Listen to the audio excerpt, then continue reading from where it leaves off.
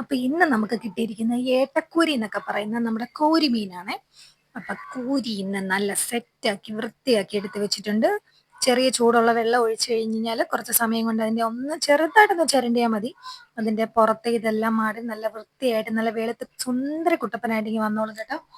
അപ്പൊ അതൊക്കെ ഒന്ന് വൃത്തിയാക്കി എടുത്ത് വെച്ചിട്ട് നമുക്ക് കറിക്കുള്ള ബാക്കിയുള്ള പരിപാടികൾ നോക്കാം. മുളക് പൊടിയും മല്ലിപ്പൊടിയും മഞ്ഞപ്പൊടി ഇത് മൂന്നും കൂടെ എടുത്ത് കുറച്ച് വെള്ളം ഒഴിച്ച് നന്നായിട്ടൊന്ന് മിക്സ് ചെയ്ത് വെക്കുവാണ്. ഒരു 6-7 സ്പൂണോളം ഓൾറെഡി മുളക് പൊടി ഞാൻ എടുത്തു.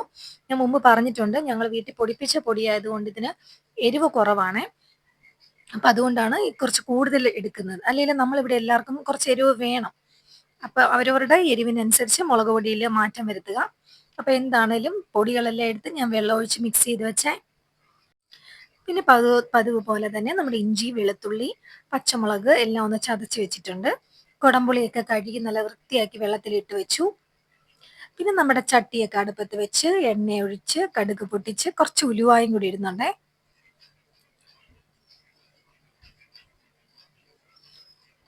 അപ്പൊ ഉലുവായൊക്കെ ഇട്ട് കഴിഞ്ഞിട്ട് നമ്മുടെ നേരെ ഇഞ്ചിയും വെളുത്തുള്ളിയും പച്ചമുളകും കരിയാപ്പിലയും എല്ലാം കൂടെ അതിലേക്ക് ഇട്ട് നന്നായിട്ടൊന്ന് മൂപ്പിച്ചെടുക്കാവേ.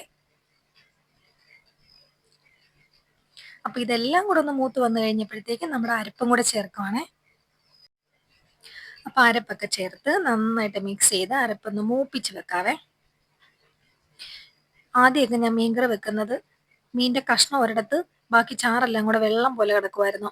അപ്പൊ നമുക്ക് ഇവിടെ ഒരു ചേച്ചിയാ പറഞ്ഞു തന്നത്, നീ ഇങ്ങനെ ഒന്ന് വെച്ച് നോക്കുക, അപ്പൊ നന്നായിട്ട് കുറുകി ചാറോട് കൂടി മീൻകറി സെറ്റ് ആകും. അപ്പൊ ഇങ്ങനെ വെച്ചാൽ മതി എന്ന് പറഞ്ഞു. അപ്പൊ അന്ന് തൊട്ടാ ഞാൻ ഇങ്ങനെ വെക്കുന്നത്. ഇപ്പൊ ഞാൻ മീൻകറിക്കകത്ത് എക്സ്പേർട്ട് ആയി കേട്ടോ. അപ്പം നമ്മുടെ പൊടികളെല്ലാം നന്നായിട്ട് മൂത്ത് വന്നിട്ടുണ്ട്. ഇനി ആവശ്യത്തിന് ചാറിനനുസരിച്ച് നമുക്ക് വെള്ളം ഒഴിക്കാവേ. അപ്പൊ വെള്ളമൊക്കെ ഒഴിച്ച് അതിലേക്ക് പിന്നെ നമ്മുടെ പുളിയൊക്കെ കഴുകി വെച്ചിരുന്ന പുളിയും അതിന്റെ വെള്ളവും കൂടെ ഒഴിച്ചിട്ട് ബാക്കി കുറച്ച് വെള്ളം കൂടെ ഒഴിച്ച് ഉപ്പും കൂടി ഇട്ടിട്ട് തിളയ്ക്കാനായിട്ട് നമുക്ക് അടച്ചു വെക്കാം. തിളച്ച് കഴിഞ്ഞതിന് ശേഷം മാത്രം ഞാനിവിടെ മീൻ എടുത്തുള്ളൂ കേട്ടോ.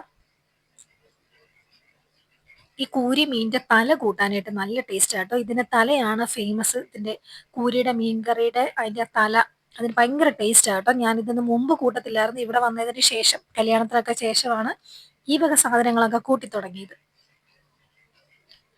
ആദ്യമൊന്നും എനിക്ക് ഇഷ്ടമില്ലായിരുന്നു കേട്ടോ, പക്ഷെ ഇപ്പൊ നല്ല ടേസ്റ്റ് ആയി.